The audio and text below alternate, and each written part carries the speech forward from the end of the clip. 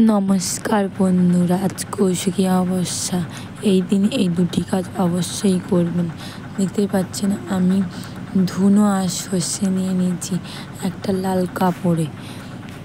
খুব সুন্দর করে বেঁধে নেব। বেঁধে নিয়ে আমি বাস্তের ভিতরে এটা আমি পুরাবো। আর এই কৌশিকী অমাবস্যার স্বয়ং মা কালী শুম্ভ আর নিশুম্ভকে বধ করেছিল। এর ফলে এই অমাবস্যায় যে কোনো জিনিস করলে অবশ্যই ফল পাবে। তাই আমিও চট করে দুটি উপায় করলাম। দেখতেই পাচ্ছেন আমি খুব সুন্দর করে বেঁধে নিয়েছি।